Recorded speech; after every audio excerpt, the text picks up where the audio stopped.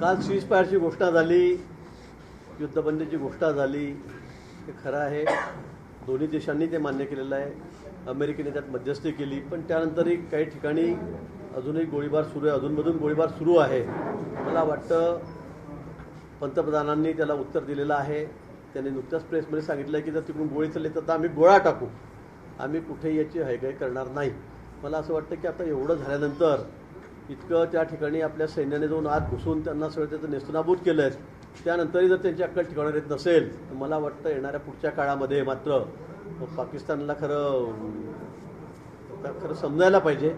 पण तरीही जर त्यांची परिस्थिती तशीच राहिली तर आपलं सैन्य कुठेही मागे जाणार नाही, हरणार म्हणजे मागे पुढे पाहणार नाही आणि पाकिस्तानला मग तो शेवटचा निर्वाणीचा इशारा राहील, मला असं वाटतं. भाऊ, युद्धविराम झालाय, अमेरिकेने मध्यस्थी केली, मात्र आता काही राजकीय भाष्य समोर येत आहे. संजय राऊत एका बाजूला बोलते की कोणत्या अधिकारामध्ये डोनाल्ड ट्रम्प यांना घोषणा करण्याचा अधिकार आहे. त्यासोबत जितेंद्र आव्हाडांनी देखील त्यावर प्रश्नचिन्ह उभे केले.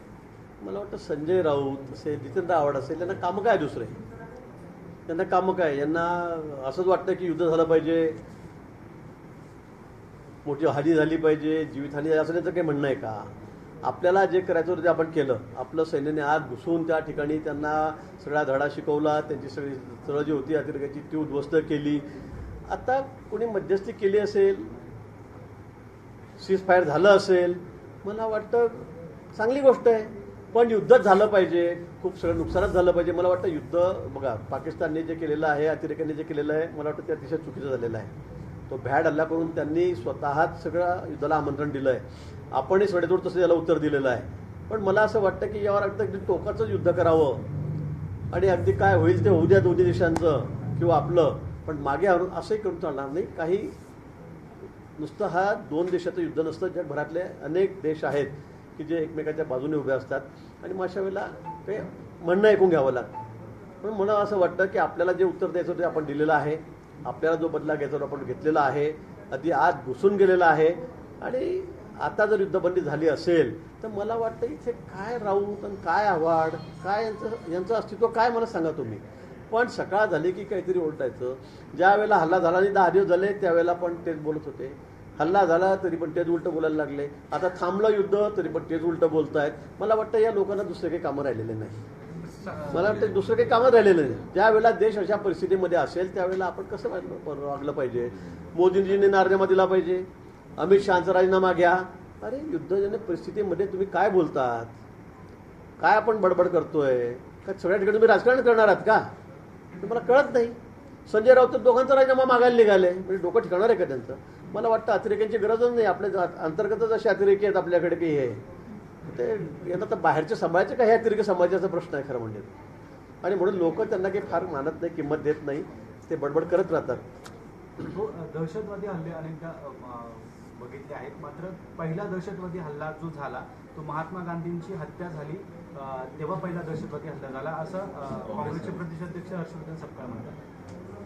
जो पहिला दहशतवादी हल्ला झाला तर तो महात्मा गांधींची हत्या झाली, तोच पहिला दहशतवादी हल्ला होता असं त्यांचं म्हणणं आहे. तरुण गोडसेने केलेली हत्या हा पहिला दहशतवादी हल्ला होता. त्यांचं मत असू शकतं, आम्ही काय बोलणार त्याच्यावर.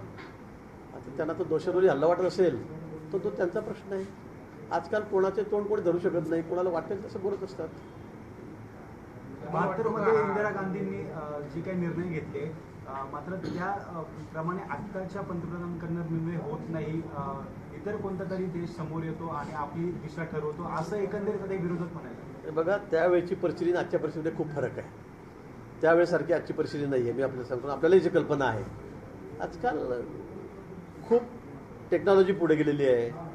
सगळं युद्धाच्या वेळी वापरणारे जे अण्वस्त्र आहेत ते खूप पुढे गेलेले आहेत. न्यूक्लिअर आलेले आहेत, बॉम्ब आलेले आहेत.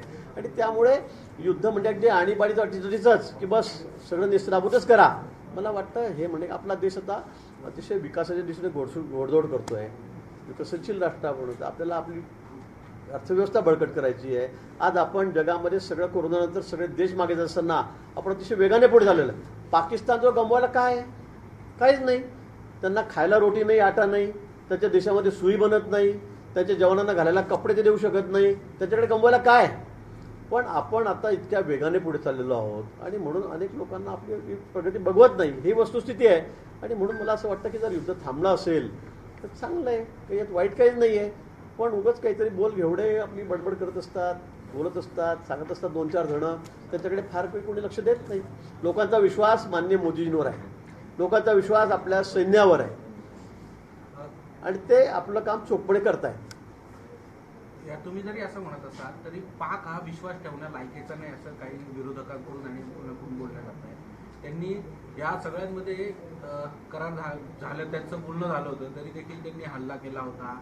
मग तरी देखील असं असताना आपण युद्ध थांबून तिसऱ्याची विश्वास ठेवला पाहिजे. तर हे खरं आहे, कारण तिथे सुद्धा पाकिस्तानामध्ये सुद्धा काही असं एकमुखी नेतृत्व नाही आहे. आपण बघितलं प्रत्येक राज्यात त्यांचे वेगवेगळे मतं आहेत. आज अंतर्गत इतकी दुफळी त्यांच्यामध्ये आहे, आज अंतर्गत इतके वाद आणि भांडणं त्यांच्यामध्ये आहे की ते सांभाळू शकत नाही. कोण केव्हा त्यांच्या देशातला कोण नेता मरेल का कोण कुठे मरे काही जाईल ते काही सांगता येत नाही.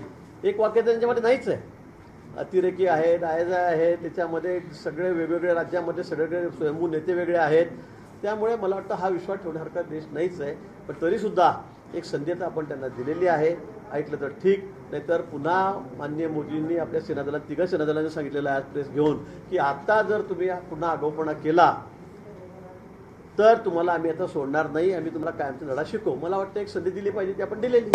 राज ठाकरे यावर बोलतायत की इकडे हल्ला केला, आपला हल्ला झाला त्यांच्यावरती, आपणही देखील सर्जिकल स्ट्राईक केली आहे, पण यामध्ये त्यांच्यावर युद्ध करणं ही पर्याय नाही आहे. पण आपल्या भारतामध्ये जे अतिरेकी आहेत त्यांना शोधलं पाहिजे. आपल्या इथं अनेक अडचणी आहेत त्या देखील बघितल्या पाहिजे. ते आपण बघतो त्या अडचणी काय काय नाही ते. पण मला असं वाटतं की युद्ध करणं पर्याय नाही म्हणजे काय. एकीकडे 2 लोक म्हणतात तुम्ही युद्ध का थांबवताय. आधी 5-8 दिवस आपण सगळी आपली व्यवस्था केली तर त्यावेळेला हे राहतो नाही म्हणजे इतके तुम्ही झोपले आहात का, म्हणजे मला समजतच नाही. आता ज्याच्या मनात येईल तो तसं बोलतोय, ज्याच्या मनात येईल. पण ही काही छोटी गोष्ट नाही आहे. या बाबतीमध्ये अनेक सगळे सैनिक दलाचं मतं घेतलं जातात, सगळी आपली पूर्वतयारी बघितली जाते. आपले पंतप्रधान आहेत हे त्यांच्याशी बोलत आहेत, संरक्षण मंत्री त्यांच्याशी बोलत आहेत. मला वाटतं हे काय गंमत आहे काय की निवडणूक आहे का जिल्हा परिषद नगरपालिकेची की घ्या लढून होऊन जाऊ द्या मोकळे, असं नाही आहे. मला वाटतं हे युद्ध आहे. आता पाकिस्तान जरी अगदी छोटंसं असलं आपल्याला पाकिस्तान तर आपल्याला कुठे म्हणजे आपण त्याला अगदी केव्हाही आपण त्याला अर्ध्या रात्री आपण त्याला हरवू शकतो. पण त्याला सपोर्ट करणारे राष्ट्र आहेत, इस्लामिक राष्ट्र आहेत, काही चायनासारखं राष्ट्र आहे आणि त्यामुळे मला सगळ्या गोष्टींचा विचार करावा लागतो. पण तरीसुद्धा आपण त्यांना चांगला धडा शिकवलेला आहे. पण यापुढे मला असं वाटतं त्यांनी पुन्हा जर आपल्या वाटेला गेलेत आणि त्यांनी सगळ्या कुरघोड्या थांबवल्या नाही तर मला वाटतं एकदा कायमचा बंदोबस्त त्यांचा होईल, मला असं वाटतं. हो, सिंहस्थची कामं अजून सुरू नाही आहे, पावसाळा तोंडावर आहे. खरं तर गोदावरीच्या रामकालपथ किंवा गोदावरीच्या आजूबाजूची काही जे विकास कामं ते सुरू होणं आतापर्यंत गरजेचं होतं. आता कुठेतरी त्या संदर्भात गोदावरी प्रेमी नाराजी व्यक्त करताय, कारण पावसाळा किंवा त्या ठिकाणी पूर परिस्थिती निर्माण होते. या सगळ्या कामं अजून सुरू नसल्यामुळं गोदावरी प्रेमी किंवा नाशिककर नाराजी व्यक्त करताय, कसं बघताय? मला वाटतं नाराजीचा काही विषय नाही आहे. या संदर्भामध्ये आता आपण सगळी तयारी आपली झालेली आहे. प्राधिकरण आता परवाच कॅबिनेटमध्ये त्या ठिकाणी डिक्लेअर झालेलं आहे. ते जरी नव्हतं तरी पण PWच्या माध्यमातून 2200 कोटी कामाचे टेंडर निघालेले आहेत. आता आम्ही घाट बांधतो आहेत, त्याचे टेंडर निघत आहेत. मला वाटतं वेळेत सगळी कामं पूर्ण होतील, कुठेही आपण उशीर होतोय मला असं वाटत नाही. आम्ही अतिशय वेगाने कामाला लागलेलो आहोत. त्यामुळे कुंभमेळा हा अतिशय आपल्याकडे म्हणजे आता एक ते आपल्याकडे आव्हान आहे मोठं, गर्दी खूप मोठ्या प्रमाणात होणार आहे. त्यामुळे मला असं वाटतं की आता कामांना वेग येईल आणि वेळेमध्ये सगळी कामं पूर्ण होतील. कुंभमेळा पावसात होतोय, मात्र आता 1 तासाच्या पावसात 12 तास 14 तास वीज पुरवठा खंडित होतो. अनेक वर्षापासून आपल्याकडे तसंच प्रॉब्लेम आहे, सगळे नाशिककर हैराण आहेत. मला वाटतं आता वादळ जेवढं होतं आज आणि पाऊसच इतका झाला की सगळे लोकच हैराण झाले. एखाद्या वेळी अवकाळी पाऊस येतो, वादळ येतं, त्यामुळे अशी परिस्थिती निर्माण होत असते. आणि म्हणून मला वाटतं की कुंभमेळ्यापर्यंत आपण सगळ्या व्यवस्था त्याच्या करणार आहोत. कुंभमेळ्याच्या वेळेला कुठली अडचण येणार नाही. आणि एरवीसुद्धा ज्या आता झाडं जितकून म्हणून पडले जात, आता तारांवर झाडं पडली तर आपण त्याला काही करू शकत नाही. त्यामुळे काही तार तुटलेले आहेत. त्यामुळे ही परिस्थिती झालेली आहे, ही वस्तुस्थिती आहे. भाऊ, साधू महंतांकडून नाराजी व्यक्त केली जाते. नाशिकच्या साई स्नानाच्या तारखा अद्याप जाहीर झाल्या नाही. कालच बैठक झाली. नाशिकच्या तारखा सीएम मुख्यमंत्री साहेबांकडून बैठक घेतली जात नाही असं त्यांचं नाही. बैठक नाही, त्यांचा निरोप आलेला होता. मला वाटतं याच 5-7 दिवसामध्ये की तारीख त्यांना 10 दिवसाच्या अवधी द्यावा लागतो. मला वाटतं आज उद्यामध्ये त्यांना निमंत्रण जाईल. या 10 दिवसामध्ये 20 तारखेच्या ही बैठक होणार आहे. हो, स्थानिक स्वराज्य संस्थांच्या निवडणुकांसंदर्भात आपल्या पक्षाकडून नाशिकमध्ये मोठ्या प्रमाणामध्ये बूथप्रमुख नेमले गेले आहेत. मात्र आपल्या भाजपच्या कार्यकर्त्यांमध्ये कुठेतरी सोबळाचा सूर पाहायला मिळतोय. आगामी निवडणुका या महायुती मधून आपण स्वतंत्र पद्धतीने लढवणार का? की काय सध्या आज ते सांगता येणार नाही. आम्ही सध्या महायुतीमध्ये आहोत. अजून थोडा अवधी आहे. अजून कारण म्हणजे पावसाळ्यामध्ये निवडणुका कशा होतील 4 महिने जरी सांगितले असले तरी मला वाटतं त्या पुढे जातील, मला असं वाटतंय. माझं वैयक्तिक असं मत आहे. पण हे त्या वेळेची त्या स्थानिक ठिकाणची परिस्थिती बघून निवडणुका होतील. पण आज तरी आम्ही सांगितलेलं आहे की आम्ही महायुतीमध्ये लढणार आहोत. विधानसभेला मोठं यश मिळालं होतं. इच्छुकांची संख्या मोठी आहे. नाशिकमध्ये महानगरपालिकेमध्ये 100 पारचा जो नारा भाजप देत आहे, या संदर्भात काही पावलं उचलली जातील का? कारण अनेक इच्छुकांची जी भाऊगर्दी आहे ती भाजपमध्ये सर्वात मोठी असं पाहिलं आहे ना. आमचा पक्ष मोठा आहे. 3 आमदार आमचे या ठिकाणी आहेत.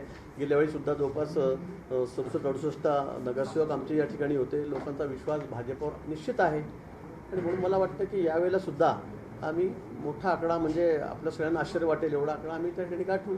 युती असेल तर युतीमध्ये, समजा दुर्दैवाने नाही झाली तर आम्ही सोबत. ठाकरे बंधूंची युती होईल अशी चर्चा सुरू आहे. काही फरक पडेल नाशिकमध्ये तरी? मला त्या बाबतीत काही माहिती नाही खरं म्हणजे काय नाही. मी सांगितलं की आम्हाला भाजपला कुठलाही फरक या ठिकाणी आम्हाला पडत नाही. सगळ्या नाशिककरांचा विश्वास आमच्यावर आहे आणि त्यामुळे आपल्याला आश्चर्य वाटेल असाच आमच्या नगरसेवकांचा आकडा यावेळेला असेल. त्यांनी सांगितलं की नाशिकमुळे सगळा प्रश्न अडकलेला आहे. अजून झाला नाही का पालक? एबीपी माझा, उघडा डोळे बघा नीट.